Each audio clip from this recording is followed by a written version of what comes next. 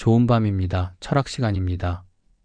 누군가에게 억울한 말을 듣고 그날 밤 뒤척인 경험 다들 있으시죠? 회의에서 내 의견은 공기처럼 지나가고 잠시 후 누군가 같은 말을 하자 박수가 터질 때, 단톡방에서 농담처럼 던진 말 한 줄이 내 진심을 가볍게 만들 때, 가족이 넌 늘 왜 그래 한마디로 오늘의 노력을 지워버릴 때, 그 순간엔 별일 아닌 듯 넘어가도 밤이 오면 뇌는 리플레이 버튼을 누릅니다. 내 안의 변호사, 검사, 판사가 동시에 출근해 증거를 모으고 나는 기어코 재판장 한복판에 앉아있죠. 왜 우리는 잊지 못하고 계속 곱씹을까요? 왜 억울함은 잠들려는 순간에만 커질까요? 철학은 여기서 몇 가지 도구를 건넵니다. 첫째, 무엇이 내 통제 안에 있고 무엇이 아닌지 가르는 칼. 둘째, 사실과 해석을 분리하는 렌즈. 셋째, 상처를 에너지로 바꾸는 작은 엔진. 거창한 이론이 아니라 내일 아침 바로 써먹을 수 있는 생활용 공구들이죠. 오늘 우리는 그 공구함을 하나씩 열어볼 겁니다. 직장, 친구, 가족 일상 장면 속 억울함을 사례로 꺼내보고 그때 작동하는 마음의 습관을 해부해 보겠습니다. 그리고 에픽테토스 니체 칸트가 각자 다른 길에서 건네는 짧고 명확한 문장을 주머니에 넣어 보내드릴게요. 목표는 단순합니다. 억울함을 없애는 게 아니라 억울함에 끌려가지 않는 법, 분노를 오래 쥐어 화상을 입지 않고 필요한 온기만 남기는 사용법. 영상 끝에는 1분 정리 루틴도 드릴 겁니다. 잠들기 전 딱 3문장으로 오늘을 닫는 연습. 당신의 밤이 조금 더 가벼워지도록 지금 철학의 스위치를 함께 켜보시죠. 억울하다는 감정은 단순한 화와는 조금 다릅니다. 화는 순간적인 불꽃처럼 치솟았다가 꺼지기도 하지만 억울함은 은근히 오래 남아 마음을 갉아먹습니다. 왜 그럴까요? 심리학에서는 인간이 태어날 때부터 공정함에 대한 감각을 가지고 있다고 말합니다. 공평해야 한다는 기대가 무너질 때 우리 뇌는 그것을 단순한 불편이 아니라 생존에 대한 위협으로 인식합니다. 나는 부당하게 대우받고 있다는 신호가 켜지면 몸은 자동으로 긴장하고 마음은 그 장면을 반복 재생하기 시작하죠. 이런 억울함은 인지 부조화의 전형적인 사례이기도 합니다. 내가 한 노력과 결과가 맞지 않을 때, 내가 믿는 가치와 타인의 평가가 크게 어긋날 때 우리는 강한 불편함을 느낍니다. 뇌는 스스로 균형을 맞추려 하지만 당장 답을 찾을 수 없으니 끝없이 같은 기억을 되갚는 겁니다. 이럴 때의 우리 머릿속은 마치 고장난 음악 플레이어 같습니다. 멈추고 싶어도 같은 트랙이 계속 반복 재생되고 나는 그 음악에 갇혀 꼼짝 못한 채 괴로워집니다. 잠자리에 누워서도 억울했던 순간이 계속 떠오르고 그 사람의 표정과 말투가 고스란히 되살아나며 가슴이 두근거리고 머리가 뜨거워집니다. 또 다른 이유는 억울함 속에 나의 가치가 걸려있기 때문입니다. 다른 사람이 나를 무시하거나 부당하게 대우했을 때 그 순간 우리는 단순히 상처받은 것이 아니라 내 존엄이 깎였다고 느낍니다. 그래서 그 기억은 쉽게 사라지지 않고 반복해서 떠오르며 나를 괴롭히는 것입니다. 실제로 뇌 과학 연구에 따르면 부당한 대우를 받았을 때 활성화되는 뇌의 영역은 신체적 통증을 느낄 때와 겹친다고 합니다. 즉, 억울함은 단순한 기분이 아니라 실제로 고통을 주는 경험인 것이죠. 그러니 억울함에 잠 못 드는 건 당연합니다. 우리가 약하거나 마음을 잘 다스리지 못해서가 아닙니다. 그만큼 인간에게 정의감과 존엄은 본능적인 감각이기 때문입니다. 하지만 그렇다고 해서 억울함을 그대로 품고 살아간다면 그 불씨는 내 마음을 태우고 내 삶의 에너지를 갉아먹습니다. 억울한 일을 준 사람은 이미 잊어버렸는데 그 장면을 붙잡고 괴로워하는 건 결국 나 혼자뿐이죠.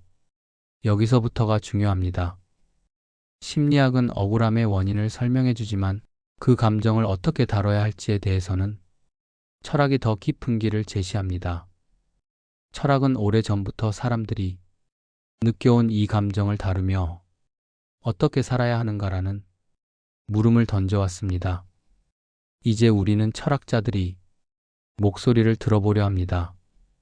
스토아 철학자 에픽테토스, 니체, 그리고 칸트는 서로 다른 자리에서 같은 질문을 했습니다. 타인의 부당함 앞에서 나는 어떻게 살아야 하는가? 우리가 느끼는 억울함은 인간이라면 누구나 겪는 감정입니다. 하지만 철학자들은 이 감정을 단순히 피하거나 억누르지 않았습니다. 오히려 깊이 들여다보며 거기서 더 단단한 삶의 지혜를 끌어냈습니다. 먼저 스토아 철학자 에픽테토스를 살펴봅시다. 그는 이렇게 말했습니다. 우리에게 달린 것과 달리지 않은 것을 구분하라. 내게 달린 것은 내 판단과 반응뿐이고 내게 달리지 않은 것은 남의 말과 행동이다.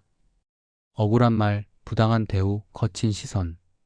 이 모든 것은 사실 내 통제 바깥에 있습니다. 내가 아무리 노력해도 타인의 언행을 완전히 바꿀 수는 없습니다.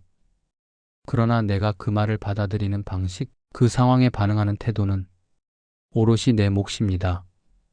예를 들어 누군가 회의 자리에서 내 노력을 무시하는 말을 던졌다고 합시다. 그 순간 내 마음은 억울함으로 끓어오르겠지요. 하지만 에픽테토스라면 이렇게 말할 겁니다. 그것은 그의 말일 뿐이다. 그 말이 나를 정의하지는 않는다. 즉, 억울한 감정은 타인의 언행이 아니라 내가 그 언행을 어떻게 해석하느냐에서 비롯된다는 것입니다. 이 통찰은 아주 단순하지만 강력합니다. 억울함에 휘둘리는 대신 그 감정을 바라보며 이건 내 통제 안에 있나? 아니면 밖에 있나? 라고 묻는 것. 그 한 질문이 나를 자유롭게 합니다. 다음은 니체입니다. 니체는 인간의 마음속에 자리한 원한의 철학, 즉 르상티망을 깊이 분석했습니다. 그는 말합니다. 약한 자는 힘으로 맞설 수 없을 때, 상대에게 직접 반격하지 못할 때 마음속에 억눌린 분노와 억울함을 쌓아둔다고. 그리고 그것을 도덕이라는 이름으로 바꿔 스스로를 정당화한다고 말했지요. 니체는 이런 상태를 가장 위험하다고 보았습니다. 왜냐하면 억울함을 붙잡고 사는 동안 그 사람은 자기 힘을 잃어버리기 때문입니다. 나는 저 사람 때문에 불행하다. 나는 저들의 잘못 때문에 무너졌다. 이렇게 말하는 순간 내 삶의 주도권을 남에게 넘겨버리는 것이지요. 그렇다면 니체가 제안한 길은 무엇일까요? 억울함을 힘으로 바꾸는 것입니다. 그는 말합니다. 억울함에 매이지 말고 그것을 에너지로 전환하라. 그것을 나를 넘어서는 힘, 창조하는 힘으로 삼아라. 실제로 우리는 그런 순간을 경험합니다. 누군가의 무시 때문에 더 열심히 준비해 성과를 냈던 순간, 억울한 말에 상처받았지만 그것을 글이나 예술로 풀어낸 순간, 그때 억울함은 더 이상 나를 태우는 불이 아니라 내 길을 밝히는 등불이 됩니다. 니체가 말한 것은 바로 이 지점입니다. 억울함은 약자를 무너뜨리지만 강자는 그것을 발판 삼아 더 큰 힘을 얻는다는 것. 마지막으로 칸트의 시선을 봅시다. 칸트는 인간은 수단이 아니라 목적이라고 말했습니다. 모든 사람은 그 자체로 존엄을 가진 존재라는 뜻이지요. 누군가 나를 무시하고 억울한 대우를 한다는 것은 나를 단순한 수단으로 취급하는 행위입니다. 그 순간 우리는 깊은 상처를 받습니다. 마치 내 존엄이 흔들리는 것처럼 느껴지기 때문입니다. 하지만 칸트는 단호하게 말합니다. 그대의 존엄은 타인의 말과 행동으로 결정되지 않는다. 그대는 그 자체로 목적이며 존엄을 가진 존재다. 이 말은 억울함에 휩쓸리는 우리에게 강한 위로가 됩니다. 타인이 나를 어떻게 대하든 그들의 말이 내 가치를 평가할 수는 없습니다. 내 존엄은 내 선택과 행동에서 비롯되며 타인의 태도는 그 존엄을 흔들 수 없습니다. 그래서 칸트는 우리에게 이렇게 묻는 셈입니다. 그대는 지금도 존엄을 지키는 방식으로 살아가고 있는가? 이 질문은 억울한 상황 속에서도 내가 나를 존중하며 살아갈 수 있도록 방향을 제시해 줍니다. 현대 심리학도 이 철학자들이 사유를 뒷받침합니다. 부당한 대우를 받을 때 활성화되는 뇌의 영역은 신체적 고통을 느낄 때와 거의 동일합니다. 즉, 억울함은 실제로 우리 몸과 마음을 아프게 합니다. 하지만 철학은 본능을 넘어서는 길을 보여줍니다. 억울함을 단순한 고통으로만 남기지 않고 그것을 이해와 성찰 그리고 자기 성장의 계기로 바꾸는 것, 이것이 철학이 제안하는 태도입니다. 정리하자면 에픽테토스는 억울함을 통제 안과 밖을 구분하라는 지혜로 풀었고, 니체는 원망을 에너지로 전환하라는 힘의 철학으로 나아갔으며, 칸트는 인간의 존엄은 타인에 의해 훼손되지 않는다는 확고한 원칙을 세웠습니다. 세 철학자의 메시지는 서로 다르지만 공통적으로 우리에게 이렇게 말하고 있습니다. 억울함에 매이지 마라. 그 순간에도 너는 여전히 자유롭고 너는 여전히 존엄하며 그 억울함을 넘어설 수 있는 힘을 지니고 있다. 억울한 일을 당했을 때 가장 먼저 드는 생각은 왜 나한테만 이런 일이 생기지? 일 겁니다. 머릿속에서 그 장면은 끊임없이 반복되고 상대방의 말투, 표정까지 떠올라 가슴을 답답하게 만듭니다. 그러나 철학은 우리에게 이렇게 묻습니다. 그 감정에 매달린다고 해서 무엇이 달라지는가? 스토아 철학의 태도는 명확합니다. 그건 내 이야기일 뿐이라고 마음속으로 흘려보내는 것입니다. 누군가가 던진 말은 결국 그 사람의 성격, 그 사람의 상황, 그 사람의 습관에서 나온 것입니다.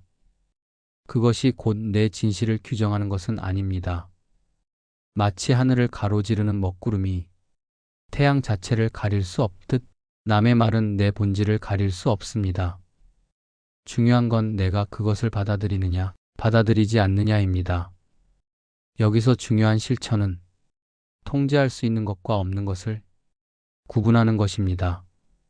상대방의 말은 내 통제 바깥에 있지만 내가 그 말에 반응하는 태도는 내 안에 있습니다. 억울한 상황을 만났을 때 이렇게 스스로에게 물어보는 겁니다. 이건 내 힘으로 바꿀 수 있는가? 만약 아니라면 그 순간 나는 과감히 손을 놓아야 합니다. 억울함을 억지로 붙잡는 건 뜨거운 숯덩이를 움켜쥐는 것과 같습니다. 결국 화상은 나의 몫이니까요. 니체는 또 다른 길을 제시합니다. 그는 억울함을 부정하지 않았습니다. 오히려 그것을 힘으로 바꾸는 불꽃으로 여겼습니다. 우리가 억울함에 사로잡힐 때 그 에너지는 분노로 변해 나를 태웁니다. 그러나 방향을 조금만 틀면 그 에너지는 앞으로 나아가게 하는 추진력이 됩니다. 나는 이 억울한 일을 발판 삼아 더 단단해질 것이다. 이렇게 다짐하는 순간 억울함은 단순한 상처가 아니라 성장의 자원이 됩니다. 예를 들어 누군가 당신을 과소평가했다면 그것을 증명하려고 불필요하게 분노를 쏟는 대신 차분히 준비하고 실력을 쌓는 계기로 삼는 것입니다. 결국 억울했던 순간은 당신을 강하게 만든 교차로가 됩니다. 칸트의 태도는 또 다릅니다. 그는 인간의 존엄을 강조했습니다. 누군가 나를 억울하게 대할 때 나는 순간적으로 내 가치가 깎였다고 느낍니다. 그러나 칸트는 이렇게 말할 겁니다. 그대의 존엄은 타인의 평가로 정해지지 않는다. 존엄은 그대가 스스로를 어떻게 대하는가에 달려있다. 그러므로 억울한 상황일수록 나는 나를 존중하는 방식을 선택해야 합니다. 상대가 나를 무시했더라도 내가 나를 존중하는 태도를 잃지 않는다면 내 존엄은 흔들리지 않습니다. 그렇다면 이 철학적 태도를 일상에서 어떻게 실천할 수 있을까요? 몇 가지 방법을 정리해 보겠습니다. 첫째, 억울함을 글로 쓰기입니다. 마음속에서 계속 맴도는 억울한 장면을 글로 적어 내려가면 감정이 외화되어 종이에 옮겨집니다. 내 안에서 부글부글 끓던 것이 조금은 가벼워지고 글로 꺼내는 순간 나는 그 감정과 거리를 둘 수 있습니다. 둘째, 통제할 수 있는 것과 없는 것을 구분하기입니다. 억울한 순간이 떠오를 때마다 이렇게 적어봅니다. 내가 바꿀 수 있는 것, 내가 바꿀 수 없는 것. 놀랍게도 대부분은 내 힘으로 바꿀 수 없는 것들입니다. 그렇다면 그걸 붙잡는 건 스스로를 괴롭히는 일일 뿐이라는 사실을 더 명확히 깨닫게 됩니다. 셋째, 스스로 질문하기입니다. 이 일이 나를 약하게 만들까? 강하게 만들까? 답은 내가 어떤 태도를 택하느냐에 달려 있습니다. 내가 억울함에만 매달린다면 그건 나를 약하게 만듭니다.